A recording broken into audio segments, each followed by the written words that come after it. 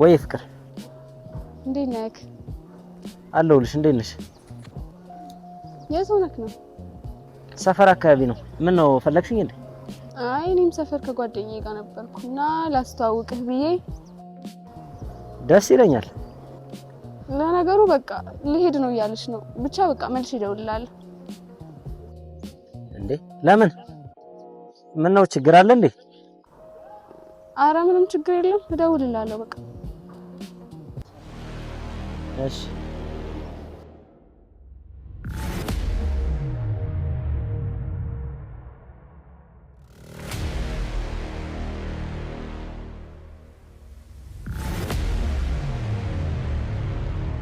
ምንድነው ነገሩ?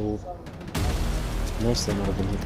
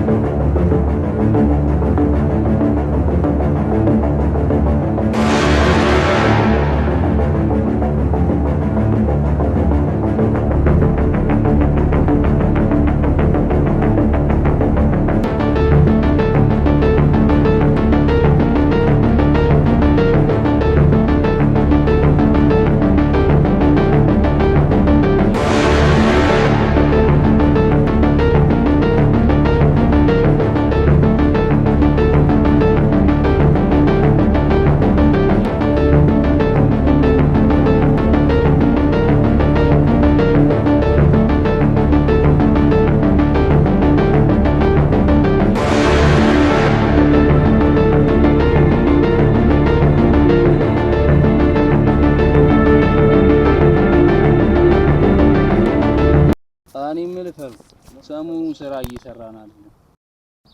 የት የጀመርከውን ስራ ነው ደግሞ? የፈላው የምትለውን ነገር ታቆማለሽ? ስፖርት እየሰራን አይደለም ታውቃለህ? እሱን ነው እንዴ? ፋይት ልትጀምሪ ነው? አንግ ለጤንነት ጥሩ ነው ብዬ። እስኪ ተመልከት ግሩም፣ ያቺ ልጅ አታምረው?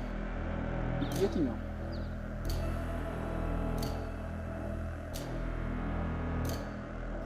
ዛሬ በጣም ደስ ብሎኛል ጓደኛዬ።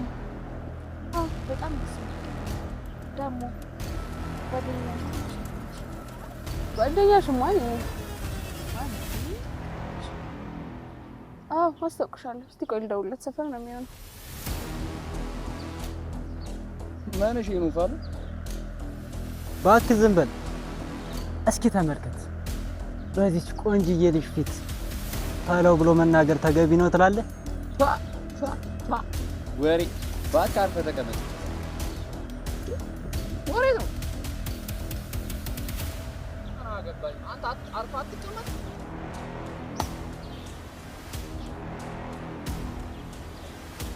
በቃ እኔ የምሄድበት ቦታ በኋላ ደውል። በቃ እሺ ደውይልኝ። እሺ አስታውቅሻለሁ።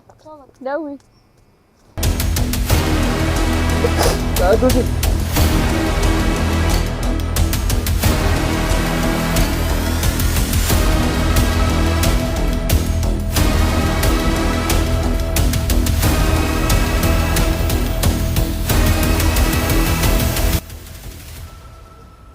አንዴ ላናግር። አልፈልግም። ምን ነው ልቀቀኝ። አናግረኝ። እባክህ ልቀቀኝ።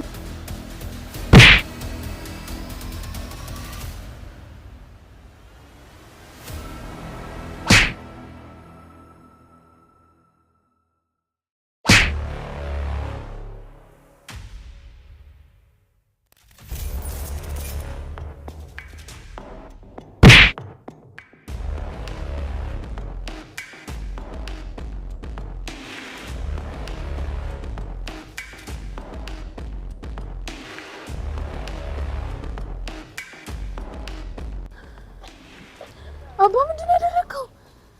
ቢሞትብስ? እኔ ቆንጆ ምንም አይሆንም። ባንቺ የመጣ ሰው ሁሉ እጣ ፈንታው ይሄ ነው የሚሆነው። እሺ ደግሞ ምንም አይሆንም፣ አትጨነቅሽ። አሁን ልጅ መጨረስ ነበር።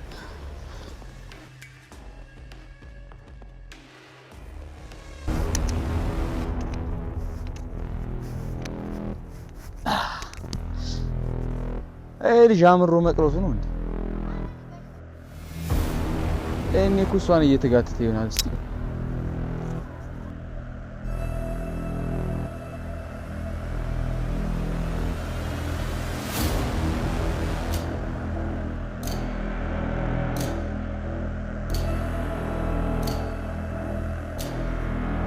ቅዱሴ ቅዱስ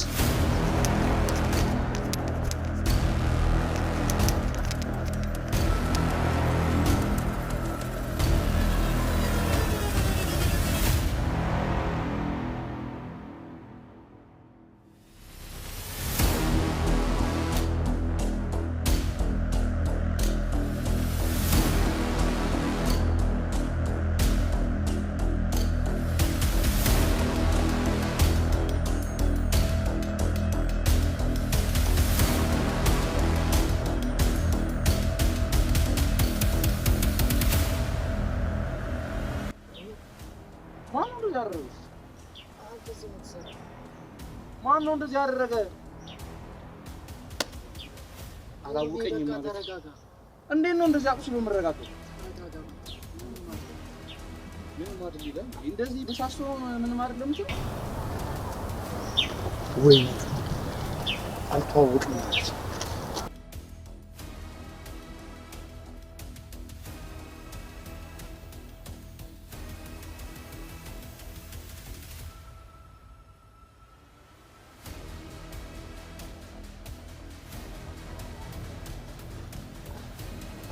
በቃ ተቤት ደረስኩ። ተመለስ። እሺ በቃ ምንም ቢሆን እንዳትጨነቂ እሺ። ኤኒ ታይም ደውይልኝ። እሺ በቃ ቻው ቻው። እሺ በቃ ቻው።